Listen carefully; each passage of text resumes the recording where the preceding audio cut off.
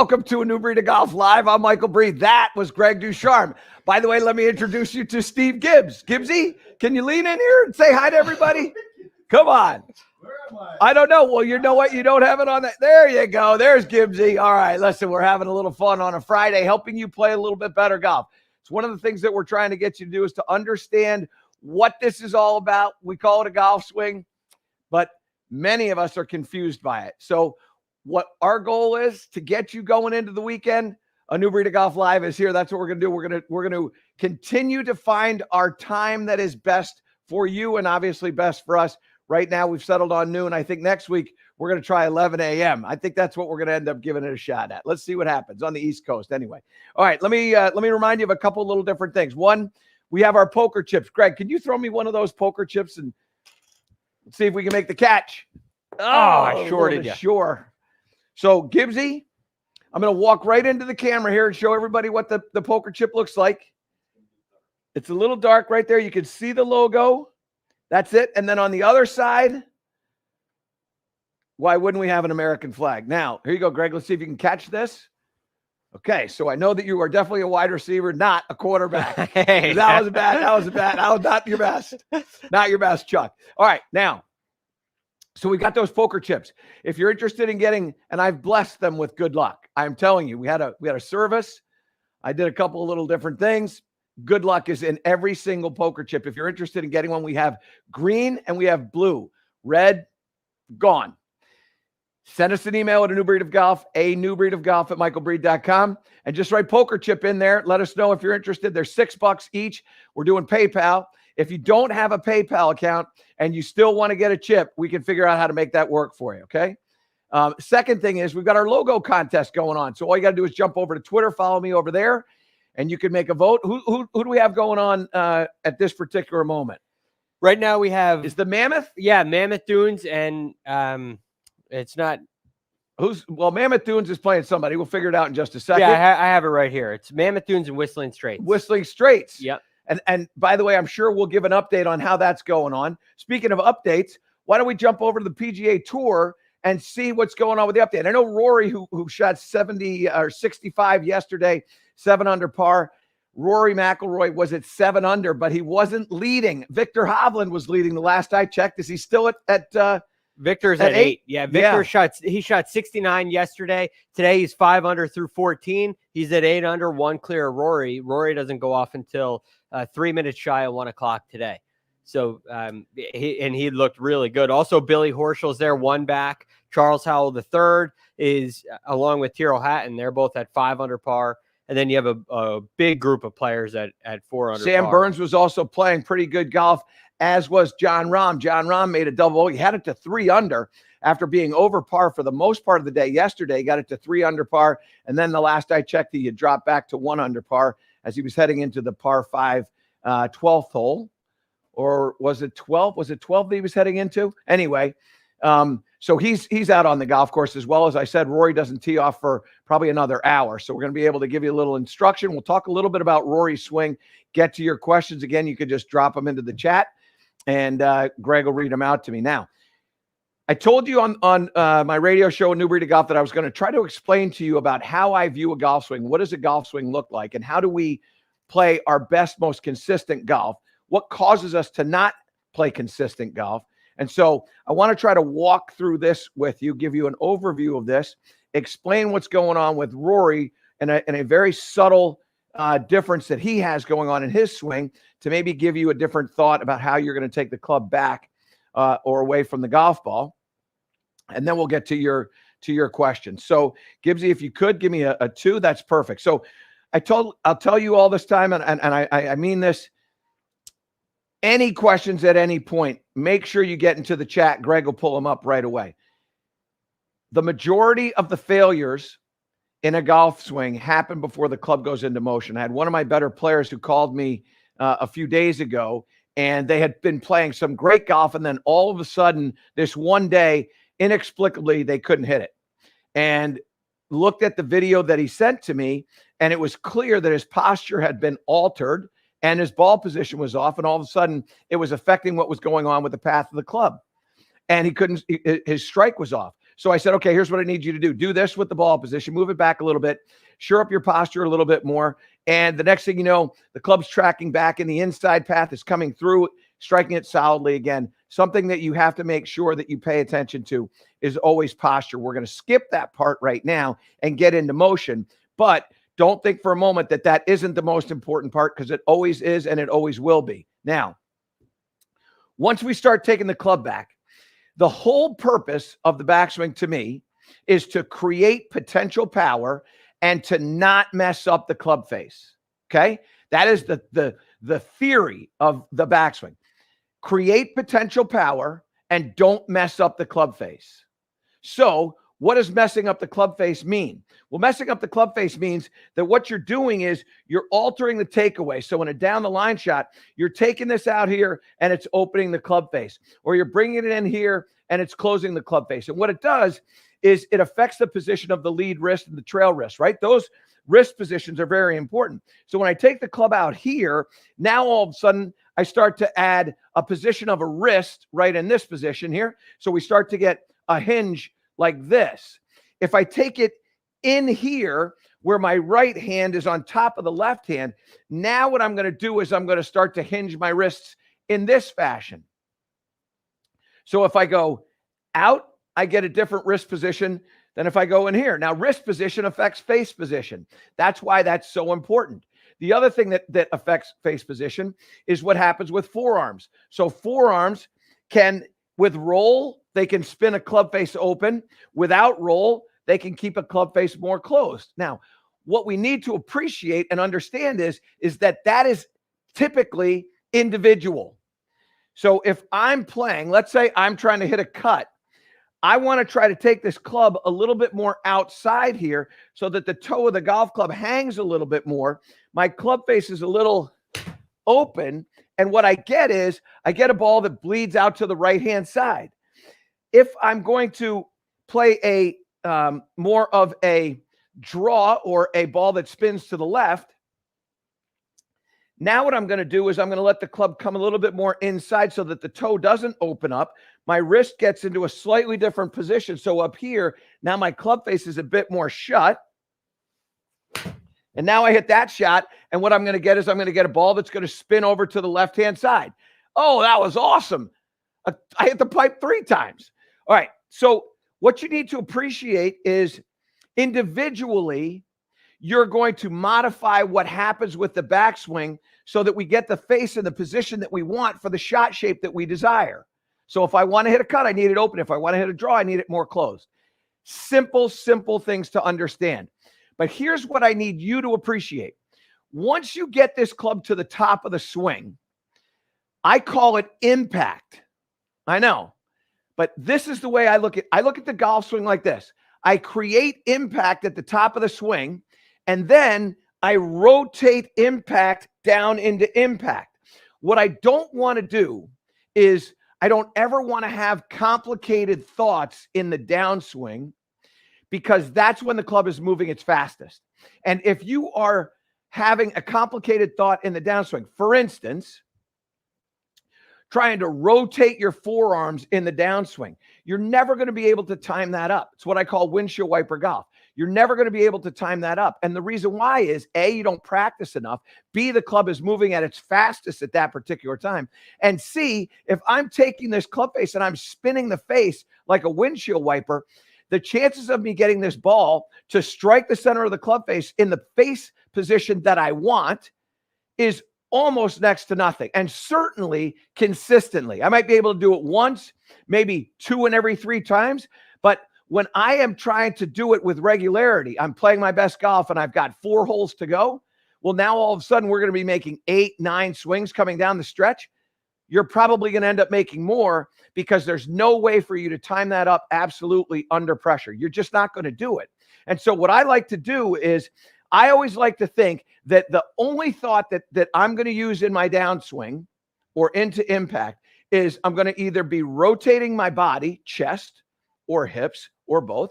I'm rotating and opening up, or I'm adding a little slide in there, one or the two. But I don't want to have a complicated thought like, get your elbow in front and then rotate the forearms. Spin the club so that your palm. I don't like any of that. I like to be able to establish the position that I want at impact at the top of my swing. So I'm at impact here so that I'm at impact here. If I want to hit a draw, I get up to the top of the swing. My club face is going to be a little bit more closed. And I get up here, I'm closed.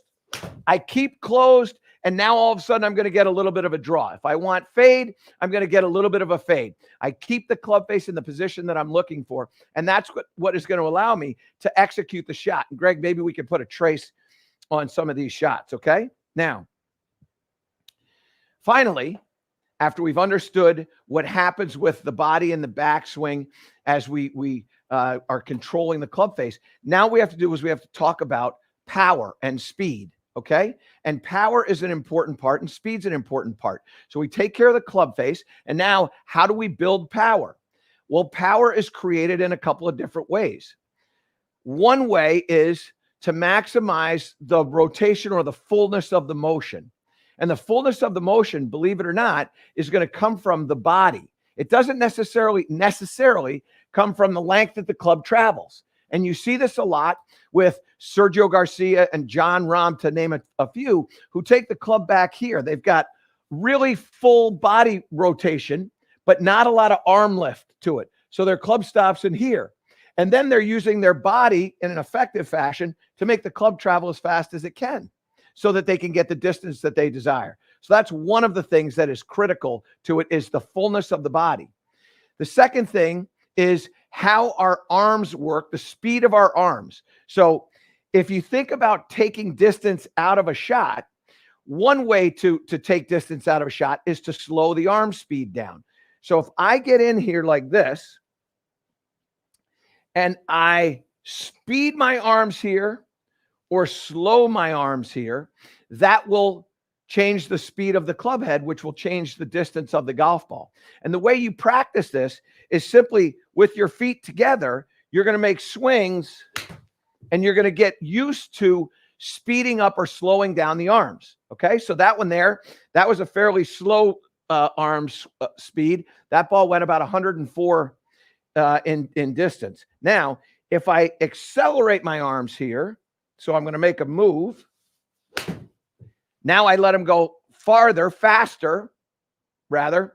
Now all of a sudden, my distance goes to 134. So what I like to do is I like to teach arm speed with feet together, because basically what I do when I do that is that I'm helping to eliminate some body motion and some of the ground force. Okay. So feet together, back like this. Let's see if I can get this thing to go farther than 135 yards. Okay, so now I went at that one pretty fast, and that one went 168 yards. So that's just arm speed. So that's another way for you to create club head speed, create distance, create power. One of the other things that is my favorite thing to teach, and particularly of the last few years, because it has an effect on what your body does, is the position of this trail elbow, and whether it's straight or bent. Now, here's what I can tell you. All players with distance have a bent trail elbow. Let me show you what I mean here. So I'm going to go over here to my V1, pull this up. Let's go over into this here. And then I'm going to scroll down, and I have a pretty elaborate system here with a number of great swings. Will Zalatoris. So here's what I want you to see with Will. Will is a phenomenal player on the PGA Tour. And what you can see here is at the top of his swing, that trail arm is at about 90 degrees in its bend. Now, this guy is a very long hitter of the golf ball. Greg, can you pull up for me what Zalatoris club head speed is? In the meantime, while he's doing that, I want you to see this. So as he starts to bring this club down, watch the position of that trail elbow. What you're going to notice is something that's really, really cool. His right elbow now is at about 90 degrees, which means that for the most part, he has not extended the arm in the downswing, and that club is near parallel to the ground. Okay. Now he comes in here. It's going to start to straighten out a little bit, but at impact, which is right there, look at the bend that he has in the arm here. It's still significant. And the way you look at it is if you're in the down the line, you just simply look at how much space that triangle between the forearms. That triangle, the bigger the triangle, the more power you're going to have. The smaller the triangle, the less power that you're going to have. So now what I'm going to do is I'm going to go over to a major champion. And this major champion is not one of the longest hitters on the PGA Tour, but he certainly is a fabulous player. He also happens to be, believe it or not, an open-faced player. And as he gets into an open-faced position here, and this is an iron. This is Webb Simpson.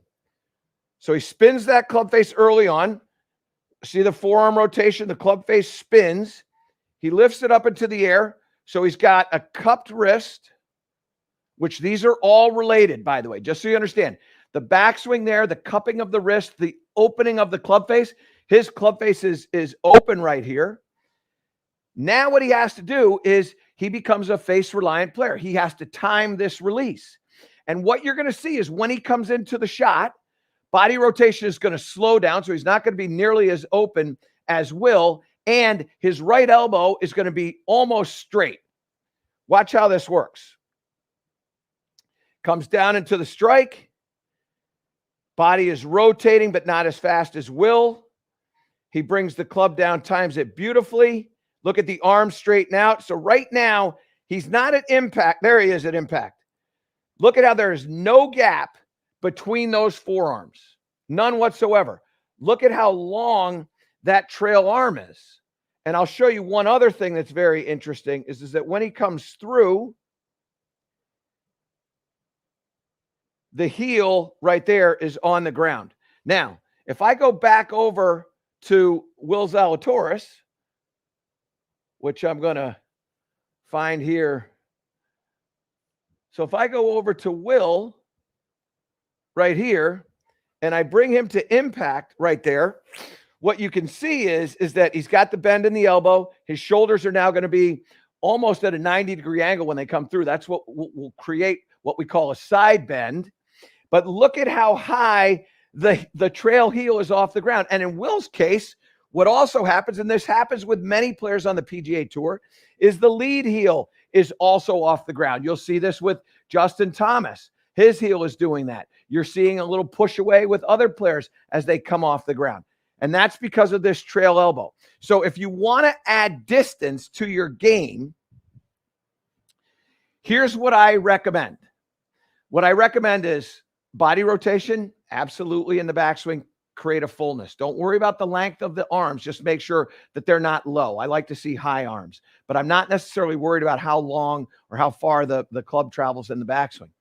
Next thing is I want to have arm speed. So I want my arms traveling fast, but that doesn't mean that I'm losing that, or that in order to have arm speed, I have to lose this angle in my trail arm. I can create arm speed by moving the arms this way and still maintaining that elbow bend. And what it does is it actually invites a little bit more chest turn through the shot. Now, I'm not going to go at this hard because of my knee, all right? But what I am going to tell you is that when you go through here, and I'm going to try to demonstrate it, when you go through here and you push through on the other side of the body, on the target side of the body, what starts to happen is you will stay in your spine angle more. Many of you in a down the line shot here, Gibbsy, many of you are coming out of your posture because this arm straightens out. And here's what you need to appreciate, okay? This is as complicated as I'm going to ever try to get with you all, okay? My right hand, when I hold the golf club, is, I'm just going to make this up. From here to the ground, let's just say that that's 3 feet. It may not be, but let's just say, it probably isn't, but let's just say it's 3 feet. When I come back to the strike, in order for me to hit the ball, my right hand is got to be 3 feet off the ground, because that's how, if it's 3 feet 4 inches, I'm going to miss the ball. And if it's 2 feet 6 inches, I'm going to hit it fat. So I need it to be 3 feet off the ground. All right. Now, in order for me to maintain this elbow bend, my shoulder needs to go down. When I drop my shoulder down from here to here, my rear is going to go back because I don't want to fall over. So if I just stand here and then just drop my shoulder down like this, I'm going to tip over. In order to balance or counterbalance that, this has to go back. So my rear goes back as I'm maintaining this elbow, my shoulder goes down, and that chucks that back. But look at the rotation that I have. And then also, too, look at the lightening of that trail foot. So as we start to come through here, this elbow is bent, body is rotating here. This lead shoulder, or trail shoulder rather, is down. And now I extend my arm out here. Let me show you something about Will Zalatoris. Will Zalatoris, remember I showed you Webb Simpson? His trail arm was long right at impact, like fully extended at impact. Check out Zalatoris here. Will isn't going to straighten his arm until right about there. That club's almost parallel to the ground on the other side. He's through the ball right there, through the ball. His elbow has not straightened fully. It's not, the arm is not dead straight, which is one of the reasons why he hits the ball so far. Do you have a club head speed? Yeah, 118. 118 miles an hour. And Webb's 111. And Webb's 111. 111 is fine, but 118 is better. And if you look at any of the players, we could go through any player, what I can promise you is that impact, that elbow is going to be bent. There is no doubt about it. And if you look at your own videos, your elbow's straight, you probably have an open club face at the top of your swing, and you're probably not maximizing your distance. Okay? Now, so let me bring this back to home. So in order for you to play your best golf, this is what I call golf swing 101, or Fred Flintstone style. Here's how it works. Body has to rotate fully in the backswing depending upon your flexibility. You rotate as much as you can rotate. If you over rotate, you get past, to me, the over rotation is going to happen at about 110. If you get the chest to rotate past 110, you're probably going to really start getting into trouble. So what I like to see is no more than, say, 110 and no less than, say, 80. We might see it. You might see a Brooks Koepka whose chest is going to rotate to like 75 or 76. But again, as a rule, right? Maximize the speed. I need to have at least 80 degrees of chest turn, not shoulder turn, chest turn. I need about 80 degrees of that. And then when the club goes up to the top here, I don't need to have the club travel all the way to parallel to the ground. If it stops up here, that's fine. As long as my arm is a little bit higher. I don't like to see the lead arm under here. And then I want the club face in the position that you want, as depending upon the shot that you're going to hit. Fades, I want open. Draws, I want closed. So we take the club back. Chest is rotating. Arm is lifting. We have fullness. Now, all of a sudden, the one thing that we're going to do is we're going to maintain this elbow. We're going to rotate the club down with the chest, maintaining this elbow bend. Let the elbow straighten out on the target line side of the body. So we're over here, and then get into a full finish that way. And when you start to do all that, you'll start to strike the ball in the center of the club face, because you won't have a lot of face rotation, in the center of the club face with the low point of the swing at or after the golf ball, which is going to give you consistency. And what you'll start to notice is that your impact on the club face will be low on the face. It won't be high in the face. It'll be low in the face. Now, for those of you that are going to try this elbow thing, here's what I can tell you. You will hit the ball thin for an extended period of time because you're used to, at impact, having your body up here. And if you bend this just a little bit and your body is up here, you're going to miss the ball or hit the top of the ball. In order for you to be able to do this, this elbow has to stay bent, but you have to swing into the ground. You have to get into the ground. And that's why, in a down the line view, what you're going to see with great ball strikers is you're going to see as they center their shoulders in between their stance here, there's also a dropping down of the body and the chest, the head. Everything is going down this way so that we're now closer to the ground. And we need to be closer to the ground because we're going to have some shaft lean in here. So in a face-on Gibbsy, we're going to have shaft lean in here and elbow bend, and that's going to give us the power that we're trying to get. All right? That's my golf swing analysis 101, Fred Flintstone style, with a little mixture of some 400s in there, okay? All right, now, I'm sure we've got some questions that have come in. We're also going to take a little look here, by the way, at Rory McIlroy's golf swing. He's done some alterations to that. I'm going to talk to you about forearm rotation, what forearm rotation can do, how it can assist you with depth in your backswing. But let's get to some of your questions. Gregory? By the way, Mammoth Dunes and Whistling Straits is in a tight one. It's 50-50 right now. Wow. Exactly. Yeah. Okay, so if you all are interested and you want to get into that voting, what you're going to do is you're going to go to Twitter, my Twitter handle, Michael Breed, go in there, jump on and vote. We got a good one going. All right, Gregory, go ahead. This is from Anthony. Is being laid off at the top a liability? This is an interesting question, Anthony. And so what I will say to you is it a liability? It can be if you have low arm position. So if we go to this down the line position, right? If I have the club in this position here, but my arm is low, now what I've done by once you get into low arm positions back here, what you do is in effect, you shift the plane of the golf swing or the arc of the motion of the club head. And what that does is it moves the low point behind the ball. If I lay it off, but my arms are high, like Jon Rahm. So let me show you a Jon Rahm swing here. So here's Jon Rahm at the top of his golf swing. So what you can see is his arm is above his trail shoulder.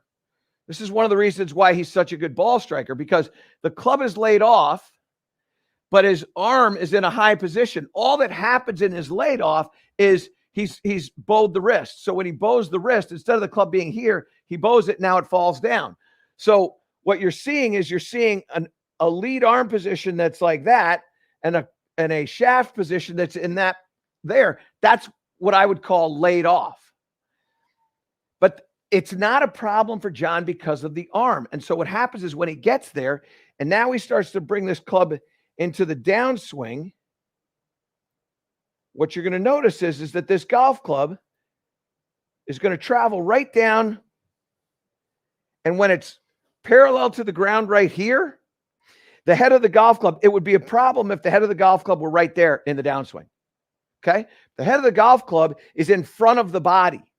And once the head of the golf club is in front of the body, now what he's going to be able to do is strike the ball in the center of the club face. So he comes down here.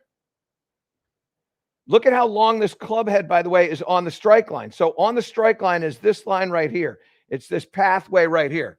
Okay? So I just look at it relative to the ball. So the toe of his club is touching the ball. So it's on the strike line for 1, 2, 3, 4, 5, 6, 7, 8. That might be even a little bit of a heel hit, depending upon, just a little heel. So he's hitting a little cutter. So 9, 10, 11. And by the way, look at the arm bend right here. Okay? Look at the body rotation right here. Chest is working through the ball. His heel is up a little bit in the air there. And again, idiosyncrasies, right? And now he comes through, straightens the arm way out there, and now the ball takes off. So if you're laid off with a low arm, problem. If you're laid off with a high arm, not a problem. Okay? Interesting question. Go ahead. This one from Rusty. Good lesson. And I think this is referring to your bent elbow conversation. Okay. When I do this technique, I appear to come over the top. How do I prevent that? So it's an appearance of over the top. So this is the thing that's really interesting about over the top. So Rusty, what you need to understand, and Gibbsy, I'm going to need to have it down the line here. Over the top, to me, is when the head of the golf club, and I'm going to take this thing here and put this right here. Okay? So I'm going to remove the ball for a second. Over the top is when the head of the golf club is out on this side of the strike line. That's all over the top is. It's not when your hand or arm path is over the top of the backswing path. So if I backswing like this, and then I go like this, but I lay the shaft down here, now the club is coming from the inside. My hand path worked out, but the head of the golf club didn't work out. And what's cool is, and this is one of the ways to understand this, what I want you, so you hear this terminology of laying the shaft down, right? What does that mean? Laying the shaft down is when the shaft gets parallel to the ground, or it starts to droop into parallel to the ground, as opposed to perpendicular to the ground. This is what we would call steep. This is what we might call shallow or flatter, right? All right. So when this handle goes out here or rises, so it rises in the downswing, what that does to the head is it drops the head down. So in truth, if I'm going to take this club and drop the head down, I need my hand path to be above my downswing hand path, to be above my backswing hand path. So the hand path goes like this, and then it goes like this, and now the shaft lays down. And you know who's a really good example of this is Matthew Wolff.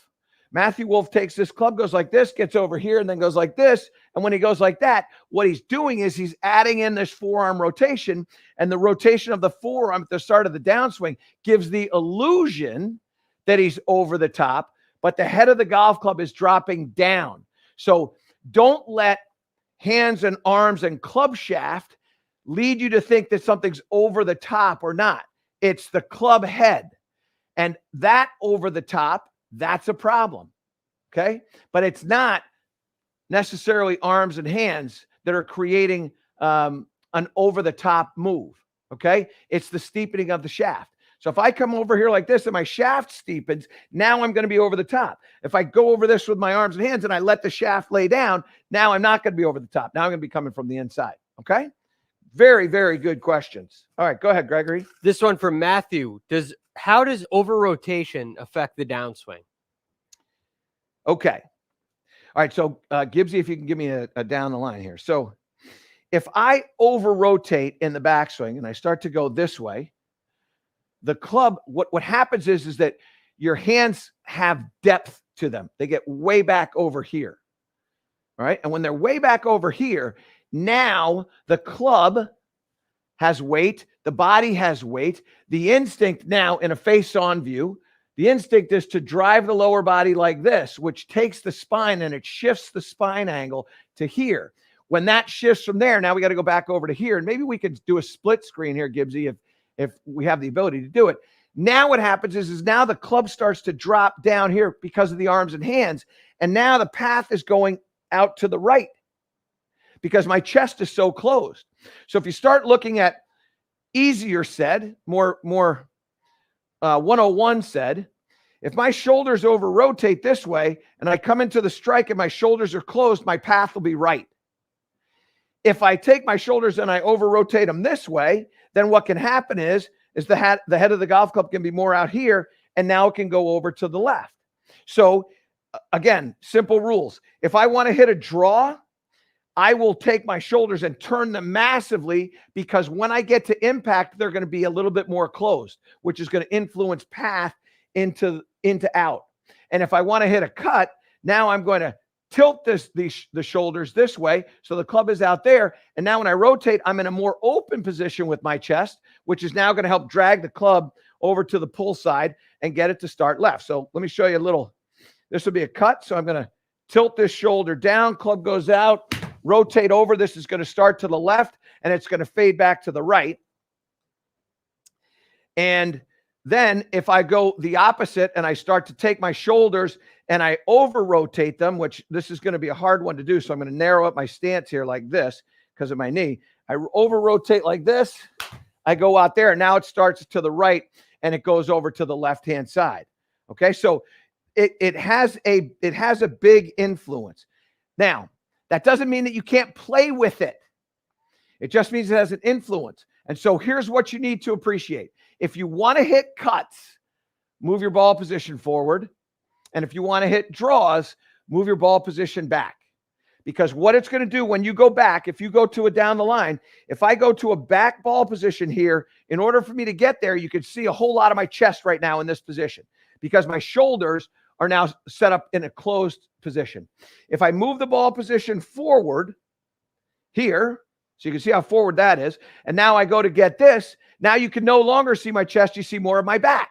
And the reason why you see more of my back is my shoulders are now pointing well over to the left-hand side. So as we start thinking about this, if I want to take over rotation out, I can do that by putting my ball position more forward because it will shift the way my shoulders work, change that, and will allow me to get the club more in front of me. So it'll take out some of that over rotation in the backswing and get the club more in front of me, and then I can play better. Now, I'm not talking about moving it 8 feet forward. I'm talking about moving it marginally forward. So if I would normally play my 6-iron here and I was working on a drill to try to get my body to work differently, I'm going to move it up to my forward toe.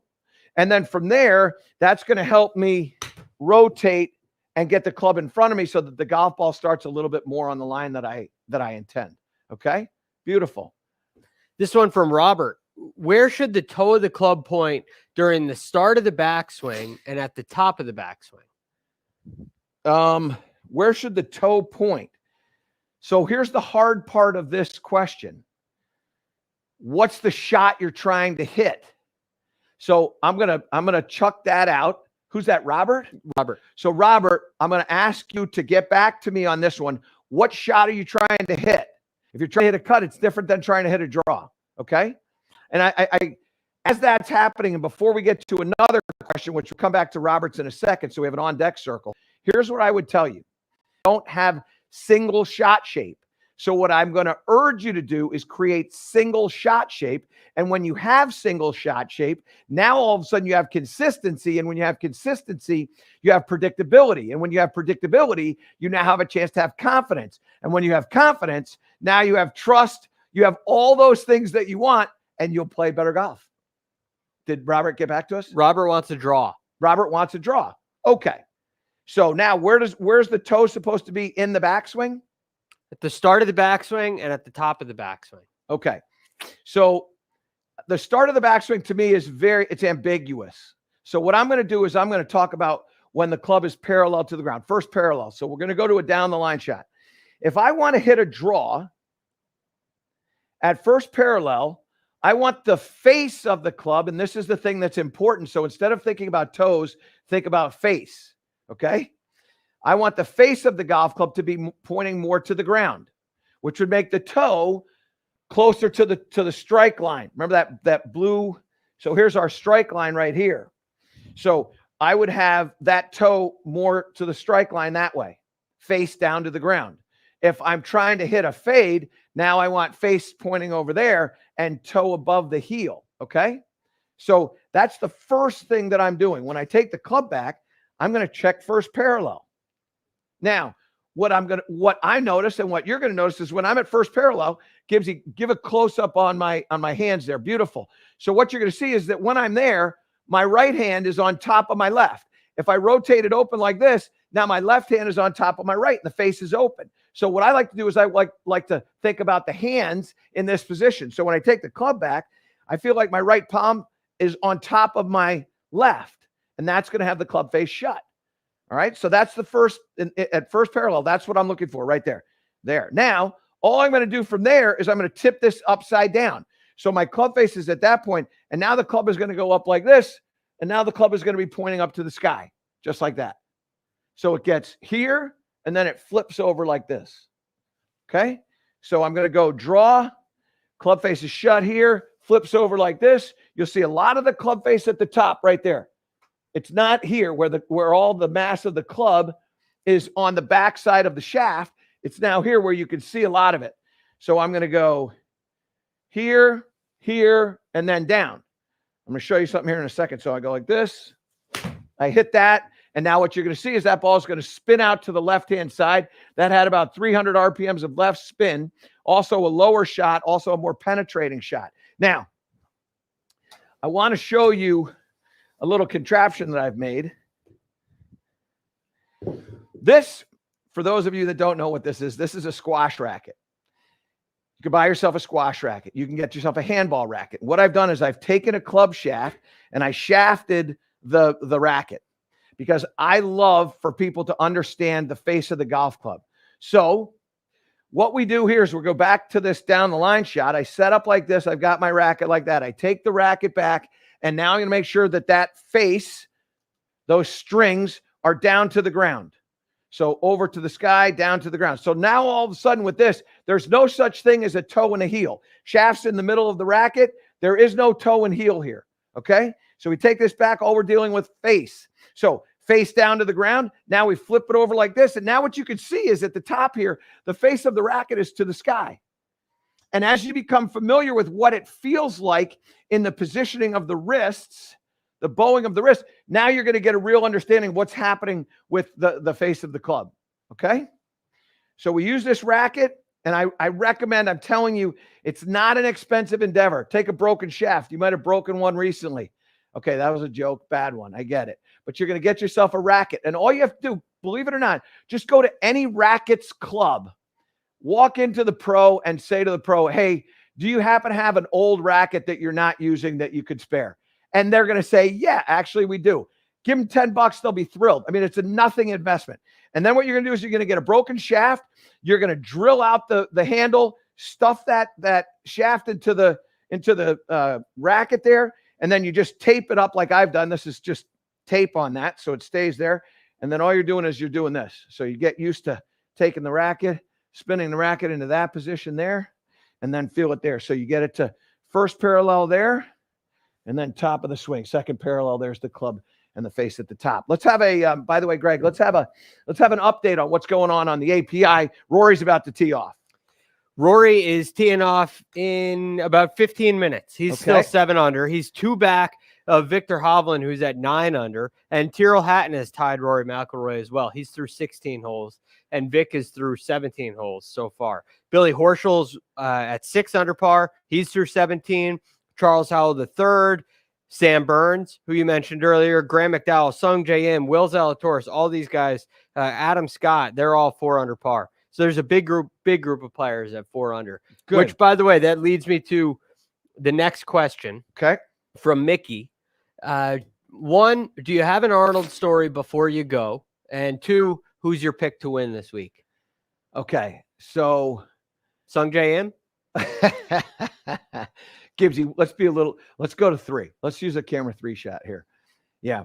This is the fun part about the studio. We got a bunch of different cameras, and Gibbsy can control this. So now we're getting what they call intimate. It's the intimate shot.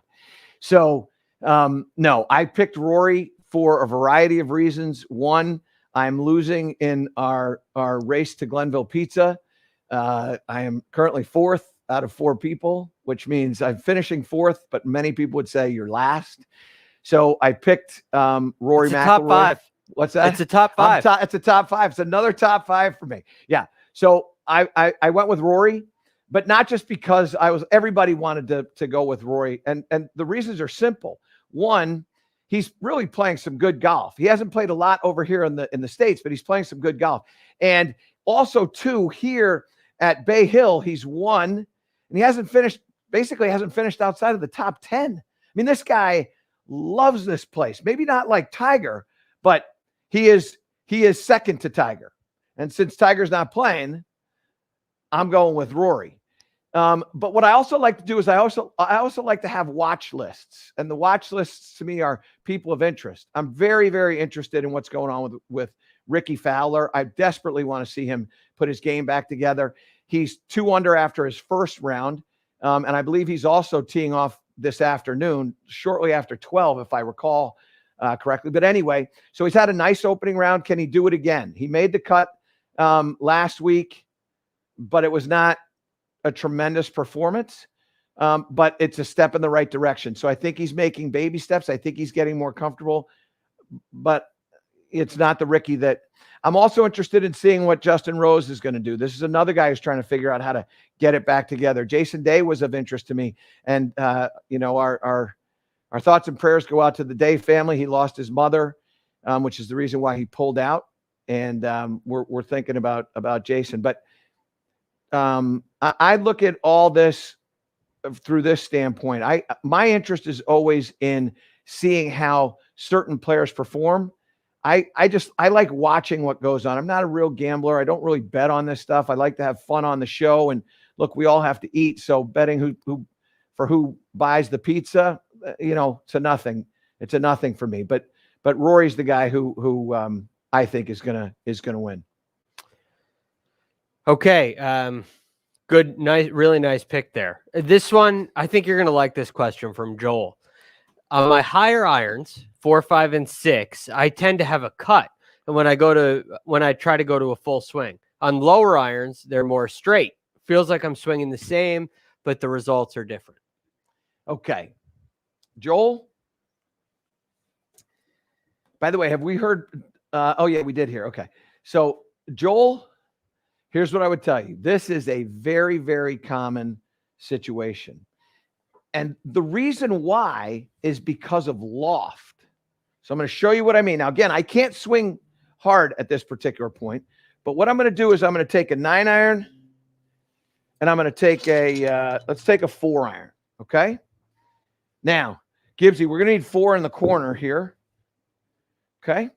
So what I'm going to do is I'm going to hit this 9-iron here, and then I'm going to show you some numbers. All right. So again, not swinging full. So there's a 9-iron. All right.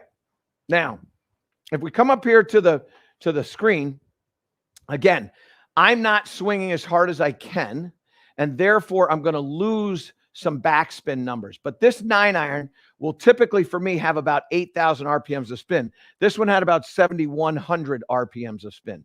So 7,100 RPMs of spin with 215 RPMs of side spin, okay, which is not a lot. And if you can pull the sim full, what you're going to see is you're going to see a shot that kind of started to the left and stayed to the left. It fell a little bit to the right, but it started to the left and it stayed to the left. Now, the reason why is all the backspin. Backspin overwhelms side spin, okay? And so 7,100 RPMs of backspin, 200 RPMs of side spin gives me a spin ratio of 3%. A 3% ratio, spin ratio, is not going to curve a whole lot. Now, watch what happens here. Now, I can't guarantee that I'm going to hit this 4-iron with 215 RPMs of right spin. But what I can guarantee is that I'm going to try. And what I can also guarantee is that, and this is absolute, this backspin will not be more than 4,000 RPMs. It will not be more than 4,000 RPMs. And swinging at a little lower rate, this could be 2,500 RPMs of spin. So, same thing.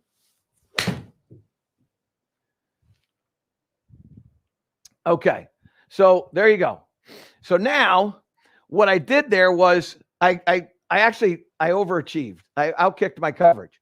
So that one there, the backspin was 3,000 RPM. So it was more than half, right? It was like half would have been 3,500. Well, less than half. 3,500, and this thing was at 3,000. So I put a lot less side spin on that ball. 4,000 RPMs of less of side spin. Now, this one only had 100 RPMs of right spin.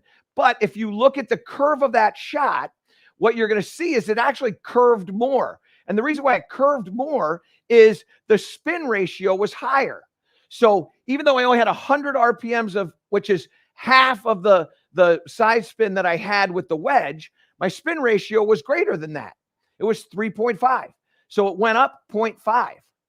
And that's because the backspin. And that, because it had less backspin, and less side spin, but had less backspin, it had more curve, which is wild to think about. So why does this happen to you? Because what happens to you is you have this thing of loft with your lower clubs that the ball isn't going to curve a whole lot. Even though it may have more side spin, it's not going to curve a whole lot. Now, if I take this and I do the exact same thing, only this time I'm going to add more side spin. So now I have, actually, I didn't add enough side spin there. What's crazy is when your lead knee hurts, it shuts the face through the ball because you can't rotate. So I'm going to try and do this. I'm going to exaggerate this one here. Okay. Okay. So that's exaggerated. Now, just it gives you, just stick with the sim and watch the amount of, see how much curve there was in that? You know how much side spin was on that ball? 1,500 RPMs of side spin. That's why. So what happens to you when you are hitting these longer irons is you're actually getting more side spin. It's easier to side spin the golf ball with less loft. And so when you get in here and you hit this shot, you may actually make the same swing. I mean, I'm talking about identical. But because of the club itself, it's not going to act or behave identically. It just isn't. You're going to get more side spin. You're going to get more curve. And not necessarily because you have an inordinate amount of side spin. It's because you have way, way less backspin. And in the case that I showed you before, it was, more than half or less than half of the backspin, from 7,100 to 3,000, however you say that appropriately. All right, Gregory, go ahead. By the way, Mammoth Dunes has taken a narrow lead over Whistling Straits, 51.49%. Okay. This from Jeff. Michael, it seems the bent trail arm at impact would be easier to achieve standing closer to the ball than farther away. Is this correct? And then as a second question, we also got a question from Bill earlier who asked, how do you know when you're standing the right distance to the ball? Maybe you can do a combo. All right. So you know what we'll do? We'll take Bill's question about distance to the ball, and then we'll get back. Who was the first guy again? Jeff. So we'll get to Jeff's question here. And by the way, I'm not kidding you all. And I say this to you almost every time I get to do this. You have no idea how much fun this is for me. So I sincerely thank you for the questions, for the interaction, for allowing me to do what I love to do, which is to help you understand the golf swing, which for me was so challenging to understand. Even 30 years ago, when I first started getting into this stuff and I was trying to understand what caused what and all these different things. And now I see it, but I have this empathy for all of you that really struggle with understanding how to hit the golf ball. And then you say, hey, Michael, I think you can help me, which there's no greater compliment. And so I appreciate it. It doesn't go unnoticed. I appreciate it. And as well, I appreciate all the hard work from Greg Ducharme and Steve Gibbs. These guys work tirelessly. If you'd have seen what we've been through the last 3 days over here, and then to do this again on Friday, it's not an easy endeavor. So Gibbsy and Greggy D, thank you very much for all the hard work you guys put in. All right. So let's deal with Bill first, and then we'll get to Jeff. So Bill, how do we understand the right distance to the ball? Well, here's the way I like to do this. So what I like to do is I like to set up. And then what I like to do is I like to lean to where I feel like I have all my weight on my toes. So my toes are literally grabbing the ground. And then I like to lean back where I feel like my toes are incredibly light and my heels are pushing into the ground. And you can see how my toes are up into the air there. It almost feels like I'm going to fall over this way.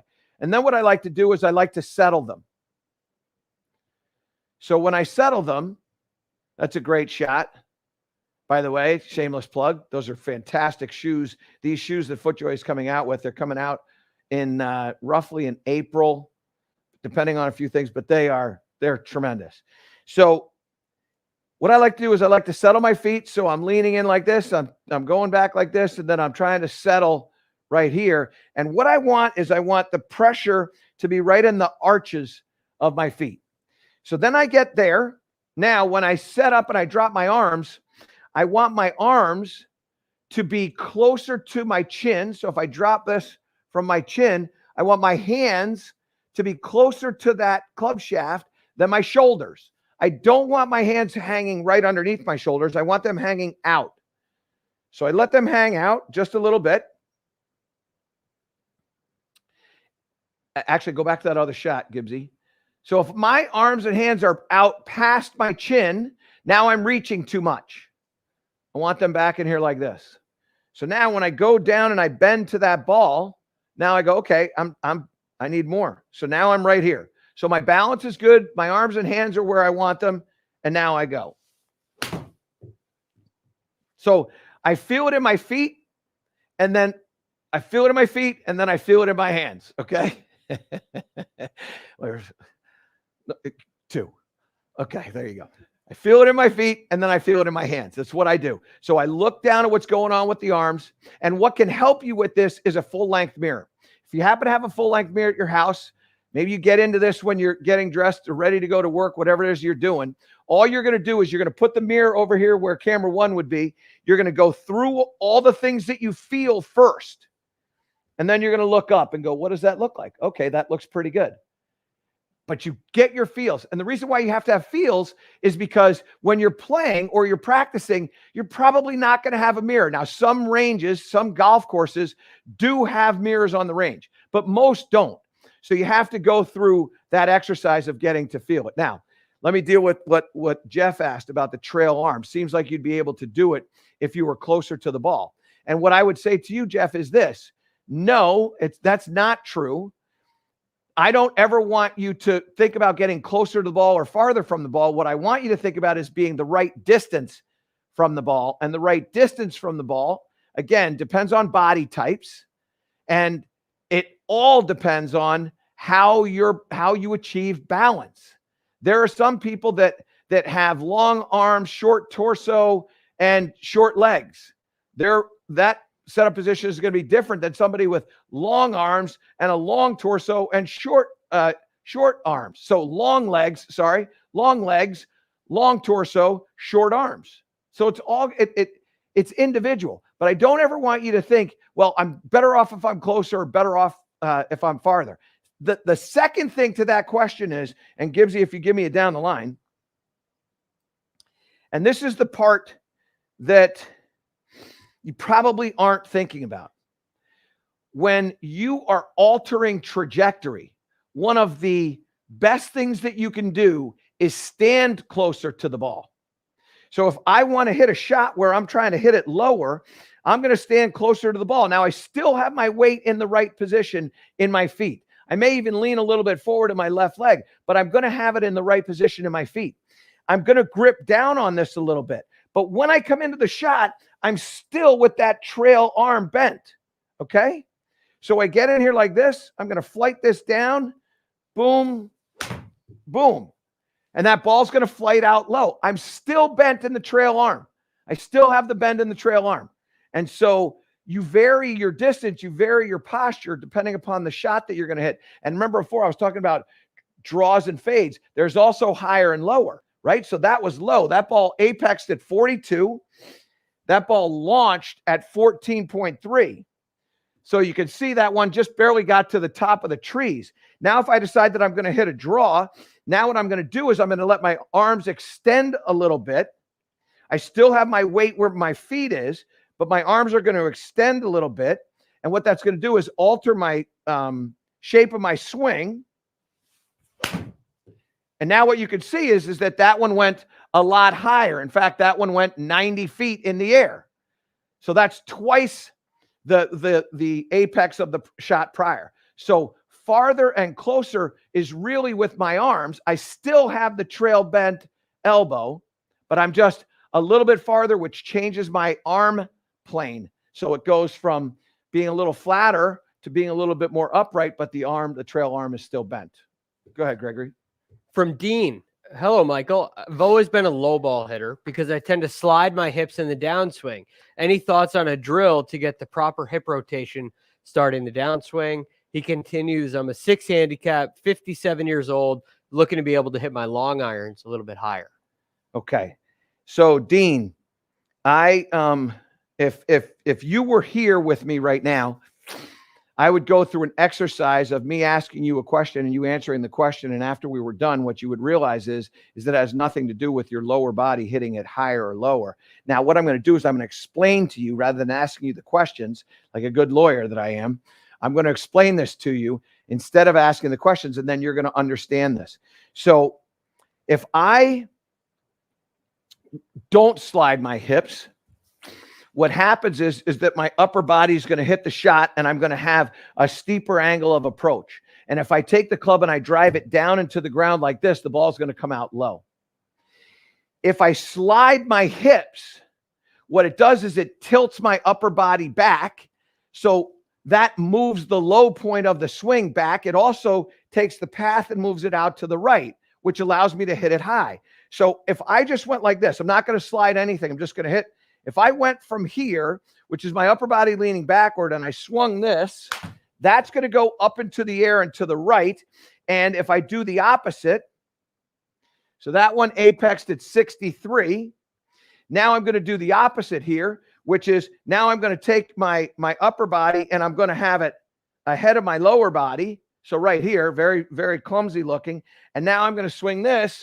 And what you're going to see is that one there's going to come out at about 36 feet. So it changes because of my spine. And if my lower body goes like this, my upper body is going to hang backwards. Now, why are you sliding your lower body and hitting it low? Because you're not just sliding your lower body, you're sliding your upper body.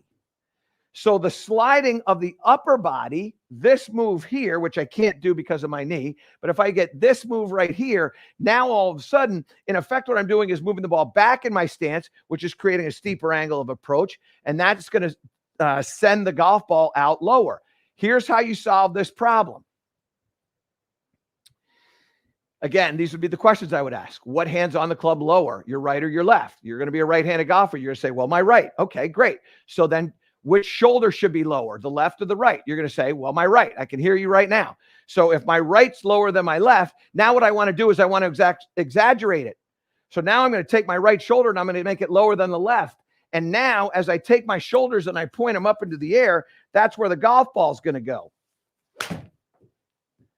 And when I do that, because I will have slowed the movement of the upper body, yabba dabba do. Because I've slowed the upper movement of the movement of the upper body by tilting my shoulders this way, my hips can get in front, which means my upper body will be back, which means that the club will throw the ball up into the air. Okay? So just pay attention to your dress position and realize you're not just sliding the lower body, you're sliding the upper body as well. And we've got to keep that upper body back. I don't mind the sliding of the lower body, but I don't want the sliding of the upper body if you're hitting it too low. Okay? All right. This one from Jacob. I recently installed a simulator in my house and have been working on my swing. Okay. Do you get worse before you get better when changing your swing? Okay. So Gibbsy, bring this up to the top or to the front here. And let me try to explain to you all the challenges of the simulator. So right here, I have 7 different numbers over here, and I have 5 additional numbers over here. That's 12 data points or data points, depending upon how you say it. So I got 12 data points here.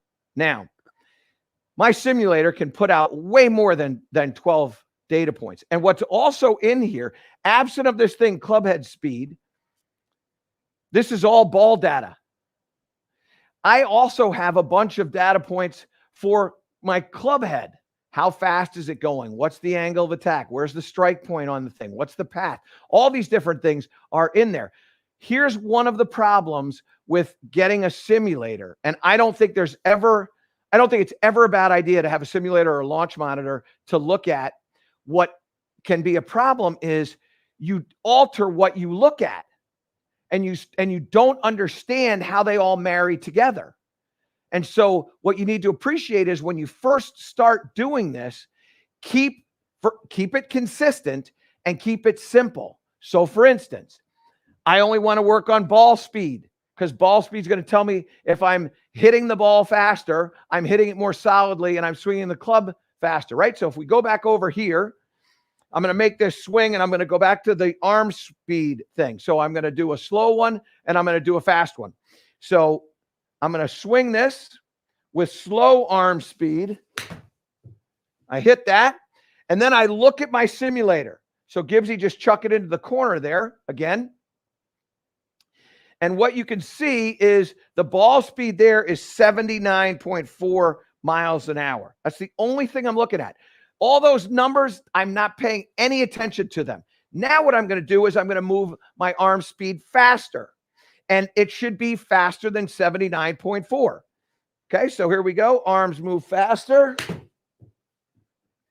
And now I look, you don't have to follow the ball. Just jump up into the corner. There's the ball speed, 95. Now, that's the first thing that I'm going to do. I'm going to try to figure out, well, what am I doing to generate faster ball speed? And then the key to this whole thing is now the consistency. So when I step up to hit a normal 6-iron, what I'm trying to do is get 115 to 116 miles an hour of ball speed out of the shot. So not that I'm going to do this full, but I'm going to see if I can get this thing close to 115 or 116. All right. So there's a shot that would normally go about 175 yards for me, which is right around that white dot in my logo. Now go up to the ball speed thing. And what you're going to see is there you go. So the ball speed there is 113 miles an hour. That was pretty close. The distance, that ball flew in the air about 171, rolled out to about 175. So that would be my understanding and repetition of my golf swing. I know how fast I swing the club and what is an expected ball speed for me. Now, all those numbers are changing. All those numbers are important, but I don't care about any of those numbers. What I care about is the ball speed number and creating a consistency in the ball speed number. Now, I'll give you another idea. Go up to the front again. Now, there's a backspin number there. You see the backspin right there? That's 52. I'll slide up here and point this out. This number right here, beautiful, is 5244. My normal backspin number is between, say, 5,100 and like 5,500. And so when I'm hitting golf balls, I'm looking at ball speed 115, backspin somewhere between 51 and 5,500. And that also speaks to something else, which is the golf ball that you use. So in my sim, I have Pro V1X. I tell you every day, I'm a Pro V1X guy. This is the thing that works best for me. When I'm hitting my golf ball, I take the ball speed, I take the backspin, I take my apex, which is typically at 90 feet. That's at 88 feet. So that's fine. So I look at all that stuff together. Those are numbers that I'm comfortable with and consistent with. I can predict it. And what you need to do is, if you're in a simulator or launch monitor space, you've got to find out what seems to be the consistent ball speed, what seems to be the consistent spin rate, and then what seems to be your consistent number for apex and all these other things. And then all you do is you work on stuff to try to either enhance that, make it, improve it, or make it more consistent, make it happen more the same. And so that's how I'm using it. That's what I would recommend doing. Okay. All right, Gregory. From Christopher. Hi, Michael. Love the work that you do. I'm struggling with a closed club face during the takeaway. When the shaft is parallel to the ground, my club face is looking straight down in a closed position. Help. Okay. So, Christopher, there's a lot of different ways to alter that position of the club face. Okay. And one of them is, and you go back to the very start of this, what I said at the beginning.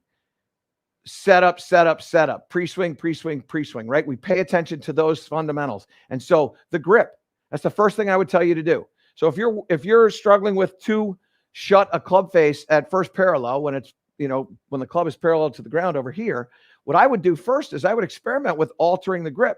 And the simple way to think about this is, if a shut club face is going to move the ball to the left, let's just say this, and this is universal lefty or righty, so this will apply. It's just different terminology, but it'll apply.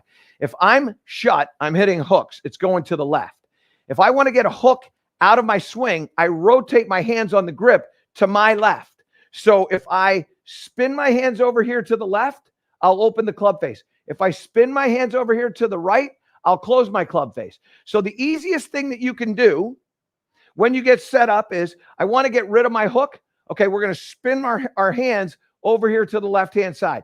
Now, if we go into a down the line position, Gibbsy, when I take the club back, now my toe is going to be up a little bit more. The face will be a little bit more open, and I'll be fine without having to think about anything. Okay, so what I would tell you is, first, experiment with changing your grip. Okay, second, let's assume that you change the grip and it still is the same. Which happens, still the same. Okay, now what I want you to do is, I want you to go back to what we talked about before. So what I would like to see, get yourself one of these things. Take the club back. Feel the position exaggerated of the right hand on top of the left, the face to the ground, which is exaggerate that feel. And then exaggerate the opposite. So now we're going to take the face and we're going to point it to the sky. So what happens when I do this versus what happens when I do this? And what you feel is that you feel your lead forearm rotating like this. So when I rotate it, it throws the face up to the sky. So I get in here and I go, okay, so all I have to do is rotate it. And now I feel my right palm, which is interesting. When I rotate, I feel my right palm right here pointing up to the sky, which is what it's doing. So I go like this, I go like that, right palm to the sky. Now, I get in here like this, rotate right palm to the sky. Wow, that club face is wide open. Let's see what we get. I hope we don't get a shank, but I guarantee you what I'm going to get is the following. I'm going to get a higher launch angle. That launch angle that I had there was at about 20 degrees. So I'm going to get a higher launch angle. I'm probably going to get a little bit more backspin. I'm going to lose some ball speed for me personally. I'll lose ball speed, and this ball will curve pretty dramatically to the right. It's also going to go a shorter distance. So here we go. We're going to roll this like this. So roll in there like that. And what I got was I got a launch angle that went up to 23. I got a backspin that went up to 1900. I got a side spin that went up to 1900. My backspin went up to 6800. Look at those numbers. So I went from 52 to 68. You could round that up to 69. But you can see the vertical launch right there is at 23.4 degrees. And obviously my ball speed came down. And so now I know with my numbers and with my shot shape, hey, that worked. So I did that too much. So now how much is the right amount? And that's what we do. We go, okay, get it here. How much is the right amount? Oh, I need to do it to a 3 out of 10. Or so if I go 10 out of 10, it's like this. If I go 3 out of 10, it's like this. So I'm going to go 3 out of 10 was just a little bit. And now all of a sudden it's going to be a lot better. Okay. All right. We got time for one more question. So we'll get one more question. And then Gibbsy, by the way, when I thank you at the very end, you're going to leave the shot on Greg, and then you can go in there. So it won't be so complicated for you. Okay. All right. It's his first time. It's his first time using the cameras. He doesn't know what he's doing. Okay. So we had a couple questions. 5 years. Go ahead. We had a couple questions on recovery. This one is from Tay. Just getting back into playing golf after having to take some time off. How do I can't get any power back. My 7-iron goes 120 or 130 yards. I lost 20 yards. The ball goes high, but I have no power now. What should I do? Okay. So, Tay, here's what I would tell you to do. First of all, be patient with yourself. It's not going to happen overnight. It takes a little while to redevelop this. Second is you're using muscles that you haven't used in a while. So you have to condition those muscles, and that's going to take a little bit of time. Just like anything else. You know, they say this all the time. The walk of 1,000 miles begins with a step. So you just keep taking steps. Be patient with yourself, okay? And eventually it'll come back. But here's what I would tell you. What most people do, because they hold the golf club with their hands, is they make motions with hands and arms, and they forget to use the body. And so what I want you to do is I want you to feel like this. You're going to make a swing where you turn your body, then lift your hands, then turn your body and drop your hands. So turn your body, lift your hands, turn your body, drop your hands. Do that, turn, lift, and you'll generate more club head speed. Okay. Now, one of the other reasons why you're not hitting as far as you'd like to is you're not hitting it in the center of the club face. Okay. And when you miss the center of the club face, you're going to lose a lot of distance. So be patient, turn and lift, do that, get comfortable hitting the center of the club face, and you'll gain some distance. Okay. All right. I want to thank you all so much for joining us here on a Friday. I hope everybody has a great weekend of golf. And the other thing is this, we have our word of the day. Our word of the day today is encourage.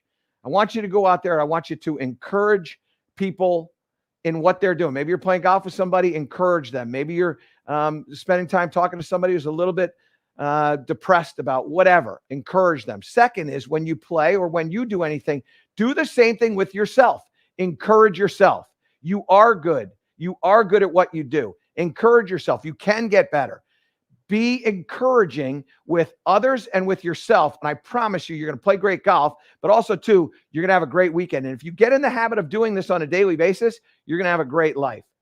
I remind you again, if we can get any of our blessed poker chip ball markers to you, if you're interested in that, make sure you email me at anewbreedofgolf@michaelbreed.com. Greg, let's see if you can make a better throw this time.